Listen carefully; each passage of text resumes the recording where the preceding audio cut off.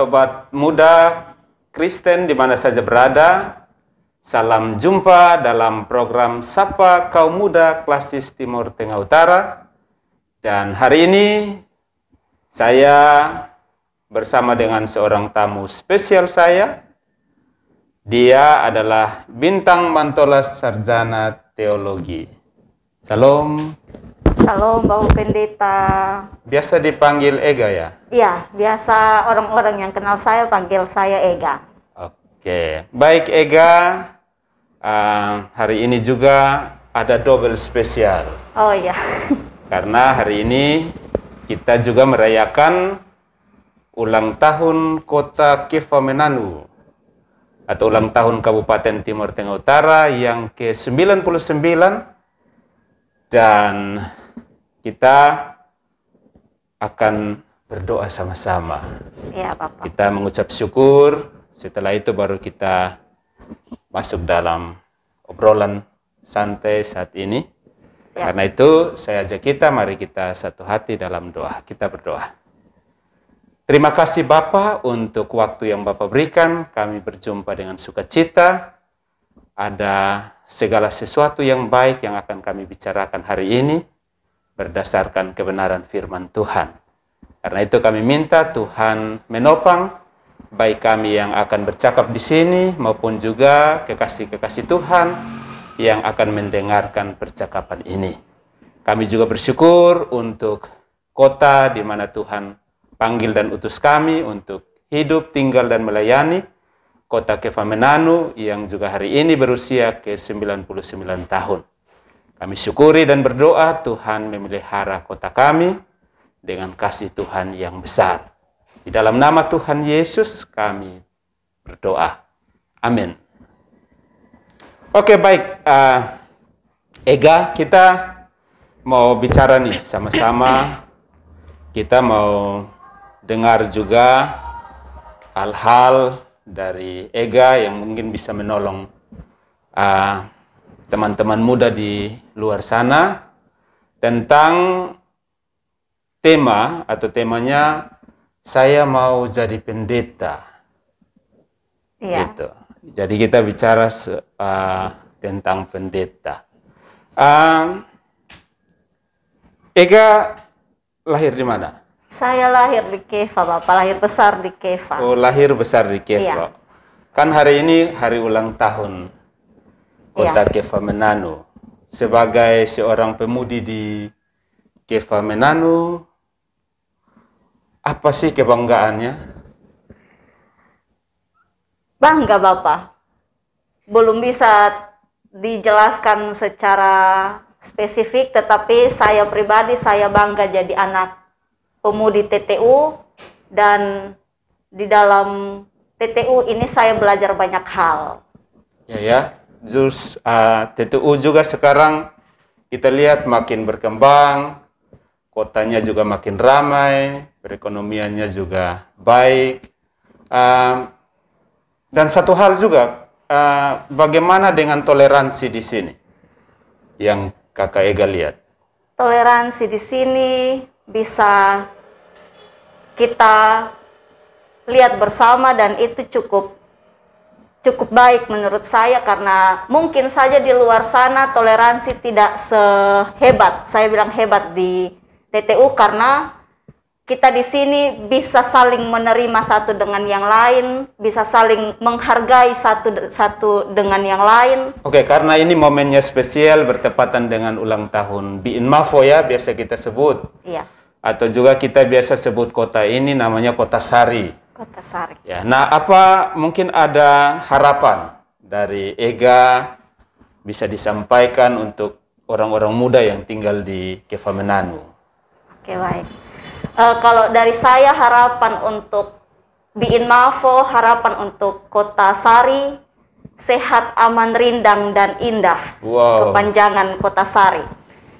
Harapan saya secara pribadi untuk Biin Mafo, Kabupaten TTU ini adalah jaya selalu, sehat selalu, dan diberkati Tuhan selalu. Oke, saya mau karena momen spesial, kita mau kasih yel-yel lah begitu untuk yel-yel. ucapan bagi Kota Kefah Mananu ya. Iya. Tadi saya ingat Kota Kefah Mananu jaya selalu, sehat selalu, dan diberkati Tuhan. Iya. Oke, kita bisa sama-sama.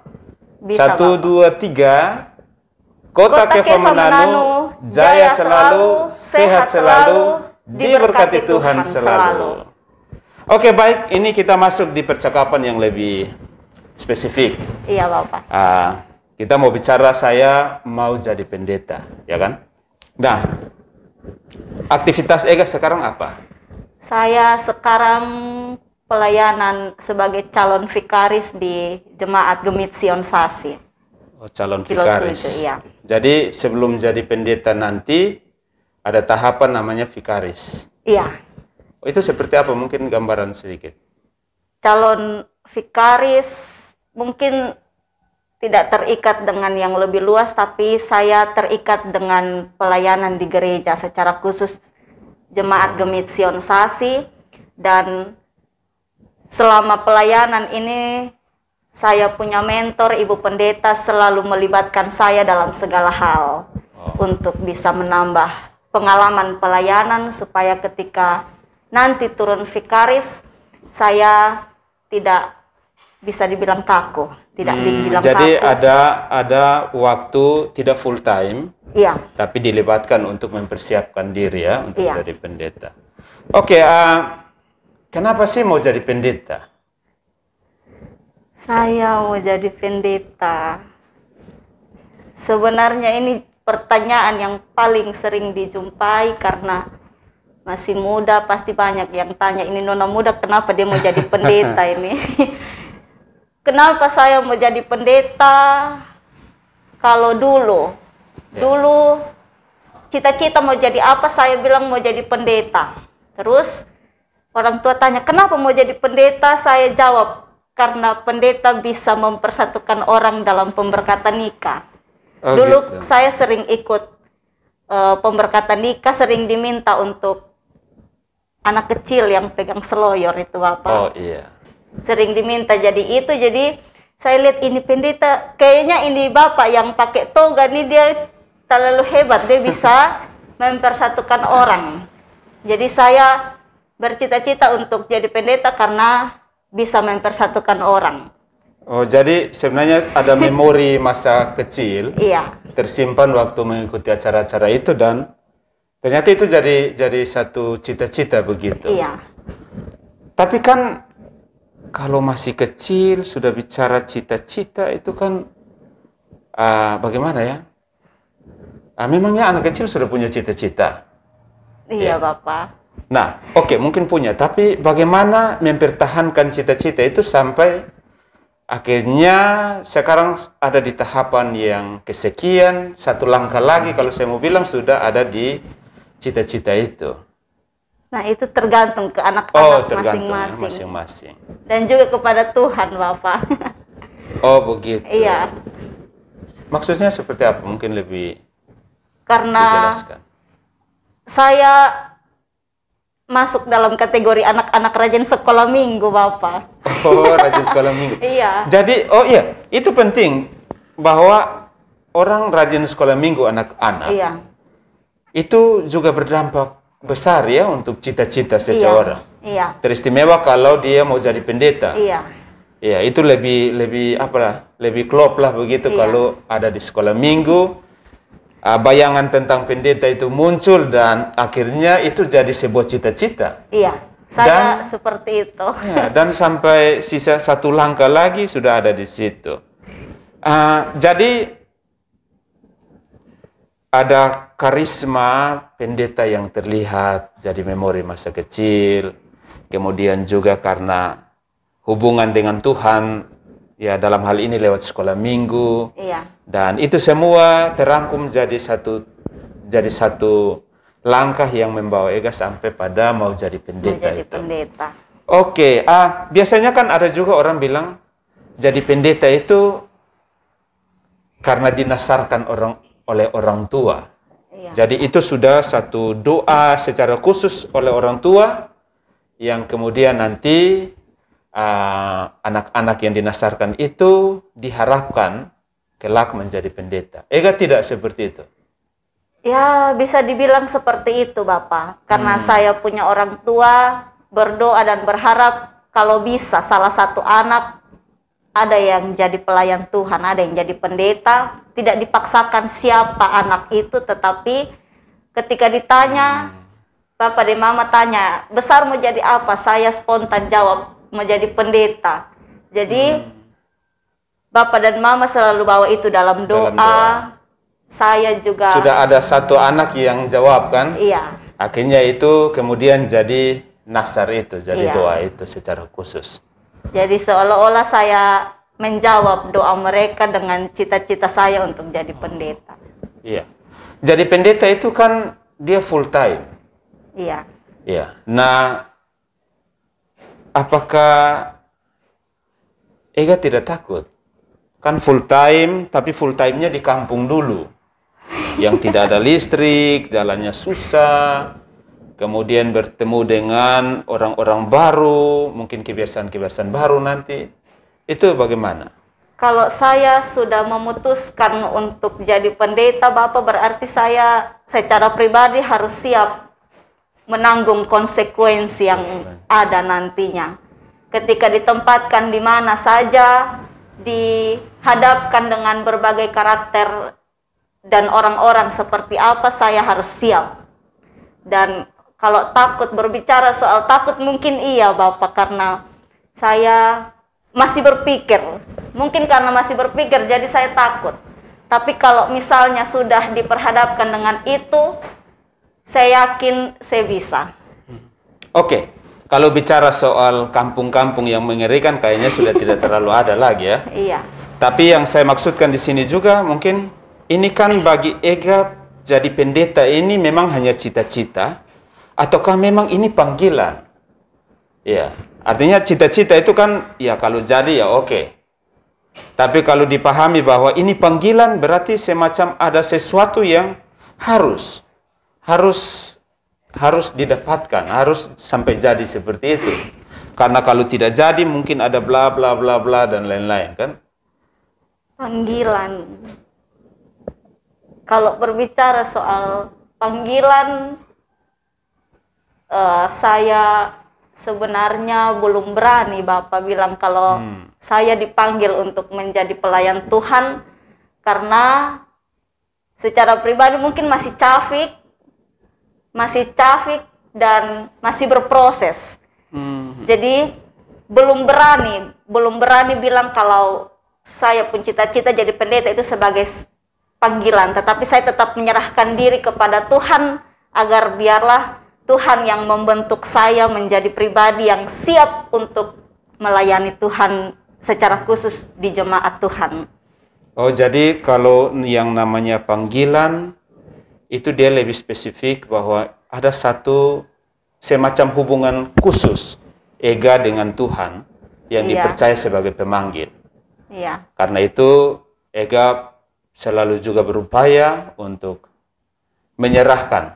Iya. Kan belum sampai jadi pendeta kan? Iya. Tapi sudah ada penyerahan diri bahwa Tuhan membentuk supaya panggilan ini jika berkenan tetap jadi pendeta. Amin.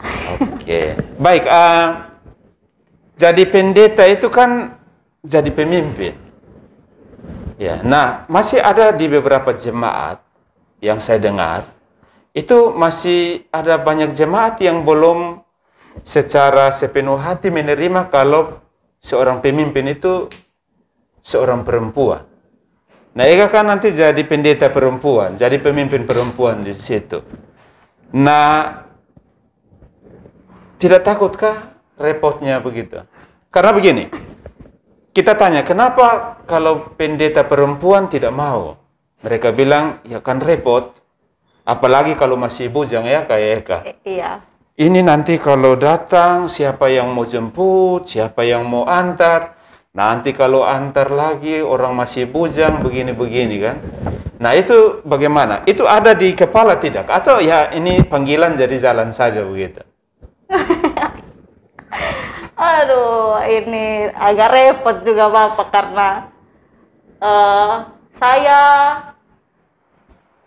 karena sudah siap, jadi Sudah dalam siap, ya? segala hal.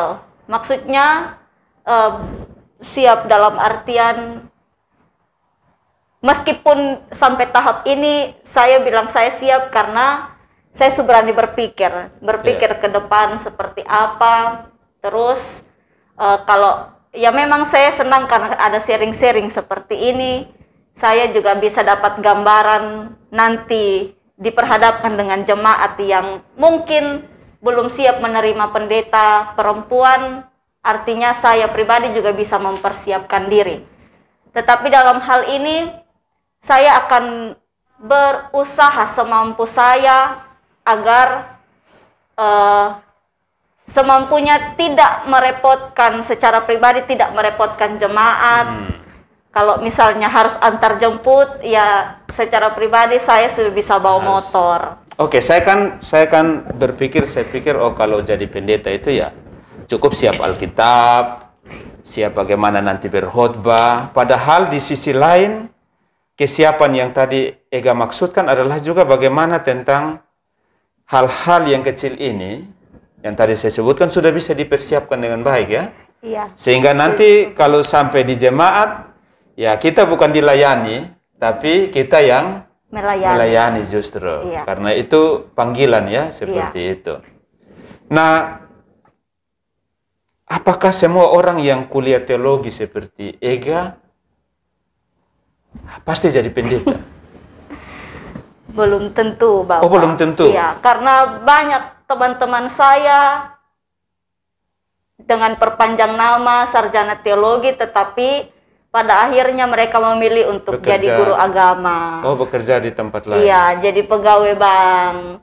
Jadi berdasarkan pengalaman juga pada akhirnya mereka memutuskan untuk tidak mau jadi pendeta. Iya, ya. Keputusan pribadi, ya. Artinya begini, mungkin saya bisa bilang bahwa panggilan itu tidak selamanya harus jadi pendeta. Ya. Artinya bekerja di tempat lain, mendalami sekolah di teologi, tapi kemudian bekerja di tempat lain, itu juga panggilan sebenarnya. Iya. Jadi tidak hanya harus jadi pendeta, ya? Iya. Karena kalau kita jadi pendeta, seolah-olah hanya pendeta saja yang Tuhan pakai. Sedangkan orang-orang yang kerja di lembaga lain, perusahaan lain, organisasi secara khusus, tidak disebut sebagai panggilan Tuhan, begitu. Jadi rupanya panggilan itu dia luas sebenarnya. Iya. Karena selama ini, maaf ya, setiap kali orang menyebut panggilan, itu yang terpikir hanya jadi pendeta. Ya, padahal orang kerja jadi ASN, Iya. itu juga pelayanan sebenarnya, Iya. panggilan di situ, ya. Iya. Jadi bergantung bagaimana orang memaknai, ya, memaknai panggilan itu. Oke, yang berikut, kenapa sih Ega tidak memilih pekerjaan lain loh yang sebenarnya lebih santai? Ya, ada ini banyak pekerjaan sekarang kan yang sebenarnya lebih santai nanti. Itu gimana? Kalau saya karena hati sudah toa jadi pendeta, Bapak. Itu Jadi ya. sudah bisa di lain-lain lagi. Iya. Hati sudah Tagae. sudah mentok di situ, Iya, sudah mentok di- iya, saking cintanya mau jadi pendeta itu. Amin. Ya. Tapi kan ada yang lebih santai sih. Kan tadi kita setuju bahwa yang lebih santai itu juga pelayanan, itu juga panggilan. Tidak mau. Tidak mau, Bapak. Saya kembali ke masing-masing. Kalau mereka anggap pekerjaan yang mereka geluti sekarang adalah panggilan, saya juga seperti itu. Menjadi seorang calon pendeta pun juga adalah bagian dari panggilan Tuhan untuk siap melayani. Oh, begitu ya. Ya. Ya, kita doakan ya bahwa kita serahkan di Tuhan. Iya. Semoga rasa cintanya Ega untuk panggilan secara khusus, kalau saya mau bilang ya, Iya. untuk jadi pendeta ini bisa nanti tercapai. Saya mau tanya juga, ini apakah ada firman Tuhan yang memang jadi pegangan gitu? Karena tadi saya lihat bukan saja soal cintanya kepada pekerjaan itu, mau jadi pendeta, tapi seolah-olah semacam ada ketakutan di situ. Saya minta maaf, tapi saya lihat semacam ada takut, aduh kalau tidak jadi pendeta, ini gitu. Iya. Nah, mungkin bisa berefleksi sedikit. Adakah bagian firman Tuhan yang Ega pegang, dan itu jadi keyakinan untuk mau jadi pendeta gitu? Bagian firman Tuhan yang jadi pegangan saya sampai saat ini dan membuat saya lebih yakin dan yakin untuk jadi seorang pelayan Tuhan, yaitu dalam 1 Tesalonika pasal 2 ayatnya yang keempat. Di situ surat Rasul Paulus kepada jemaat di Tesalonika, Bapak. Itu Rasul Paulus dengan upaya dia dalam pelayanannya, dia tidak ingin menyenangkan atau menyukakan hati manusia. Dalam pelayanannya dia hanya ingin untuk menyukakan hati Tuhan, karena Tuhan yang menguji masing-masing hati manusia. Jadi dalam hal ini juga bagaimana cara saya untuk bisa menyukakan hati Tuhan, yaitu dengan jadi seorang pelayan Tuhan di gereja. Saya berupaya untuk bisa dan terus melayani Tuhan di gereja, bukan untuk menyenangkan hati manusia. Dalam hal ini bukan supaya kedagingan orang tua terpuaskan, kedagingan jemaat terpuaskan, tetapi bagaimana dalam pelayanan saya bisa menyukakan hati Tuhan, menyenangkan hati Tuhan, seperti itu, Bapak. Apalagi kan jadi pendeta itu full time. Full time. Artinya seluruh kehidupan kita memang benar-benar diletakkan untuk itu. Iya. Ya. Nah, apakah ini yang terakhir ya? Iya.